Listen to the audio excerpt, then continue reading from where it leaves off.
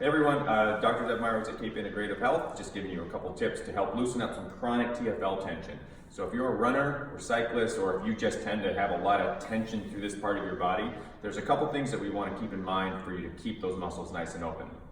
First, the TFL is a secondary hip flexor, meaning it is not your most dominant firing muscle in that hip flexion motion. The most dominant muscle for the first 30 degrees is an adductor muscle that comes off of your groin.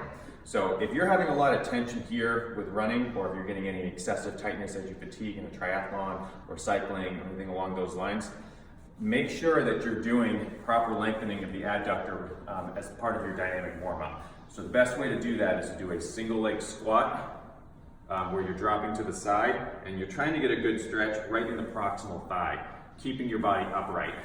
If you're doing that lunge, you want to make sure that you're as upright as you can so that you're getting the stretch in the right muscle. If you're bending forward, that tilts your pelvis and it changes the muscle that you're stretching. So you really want to make sure that you're upright and holding that stretch, okay?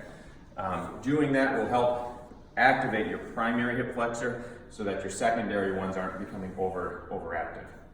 To loosen up the TFL directly, there's a couple good stretches that we can do. The first one is a standing or seated stretch to get the anterior fibers, and that's pretty straightforward. We just tell patients to cross their leg, put it down into a figure 4, and then push down onto the knee. Now, this is a good stretch that you can do while you're sitting at home, but it only targets the anterior fibers. To be more thorough in targeting the entire TFL, there's 2 different ways to stretch that. The first one is face down, and we tell patients to lay kind of face down in a prone position, take their leg figure 4 in front of them, and then they're just going down and pushing their hips into the ground and squeezing their glutes and trying to push that knee towards their feet. Now, if you're overly quadricep dominant or your hip flexors are tight, this one can put a little pressure into your low back, and that should be avoided if you're aware of it. So another way to target that same stretch is to do what we call a double figure 4 stretch. We have you lay on your back, you take the bottom leg, figure 4 underneath you with the ankle hanging over the edge of a couch or a bed, taking the second leg, figure 4 over the top, and you squeeze your glutes and try to clamshell your knees open, and you'll feel the stretch on both sides.